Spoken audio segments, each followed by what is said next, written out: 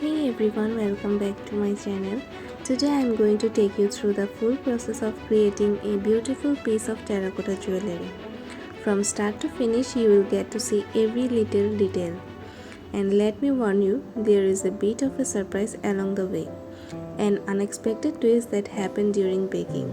But let's not get ahead of ourselves, let's dive right into it. First we begin by preparing the clay. I always make sure it's soft and smooth, just the perfect consistency for molding. A good mix is key as terracotta can be a bit tricky if it's too dry or too wet. Once the clay is ready, I start shaping it. Today I am making some beautiful earrings and a necklace. I love playing around with different shapes, circles, ovals, and sometimes a little bit of abstract art.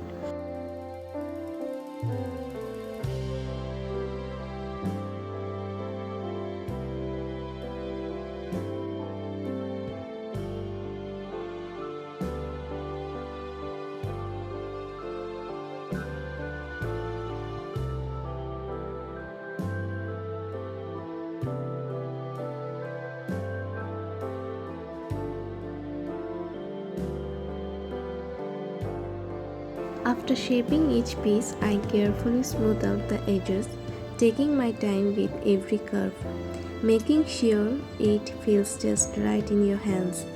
It's a quiet kind of care, the kind you don't always see, but always feel.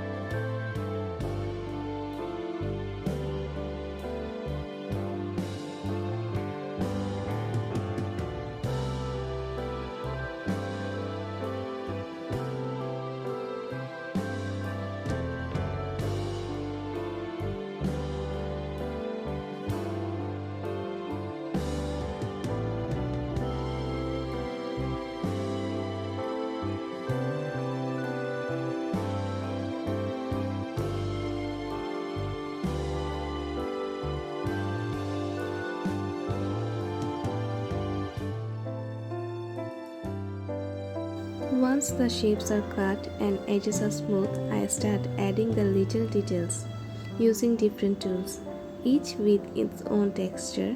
Some are sharp, some are soft, some just leave a whisper of a pattern. This part feels meditative. Every press, every line is a part of the story. No two pieces are ever the same, and that's what makes handmade so magical.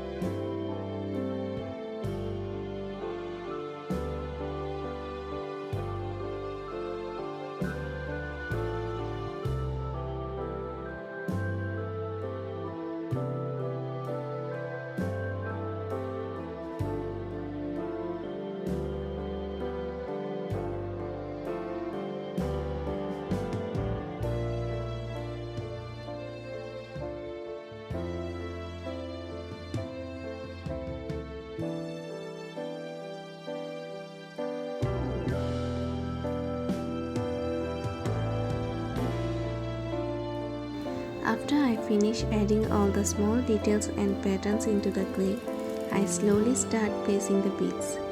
I use small tools or just my fingers and press each bead gently into the designs. Sometimes it takes a while to find the right spot, but it's worth it. The beads add a little extra beauty and make the piece feel more special. I really enjoy the step because it feels like decorating something that's already meaningful. Now I let the pieces dry completely. Once they are dry and firm, they are ready for baking. This step is crucial to set the shape and strengthen the clay. I placed the pieces in the stove, but the heat was too much. My steel dish melted due to the excessive temperature. So be careful when baking clay. Always use heat resistant dishes and keep an eye on the temperature to avoid accidents like this. After baking, I let the pieces cool down.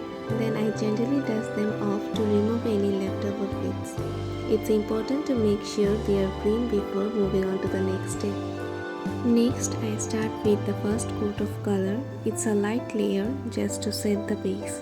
I take my time to make sure every part is covered evenly. Now I add the second coat of color. This layer helps bring out the main color.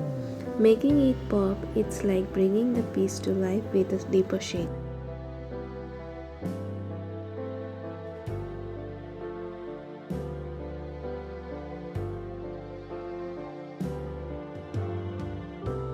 Finally, I apply the last coat of color.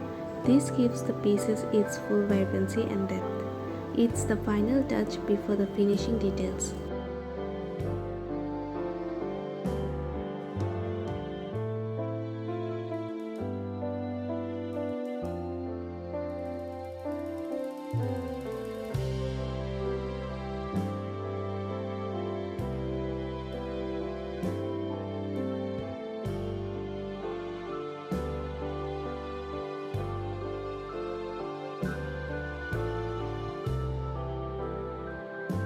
After the color has dried, I apply a thin layer of varnish. This step is essential to seal in the color and add protection.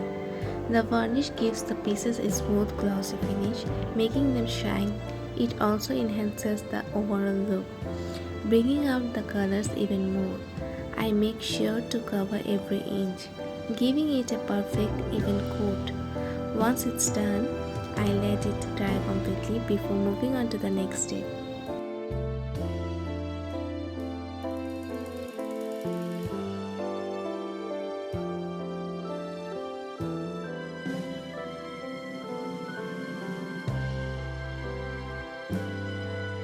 Finally, I added the jewelry findings. This includes adding jump rings, earring stud, and tassel to bring the designs together. Each piece is carefully connected, making sure everything is secure. These findings are what turn the clay designs into wearable art.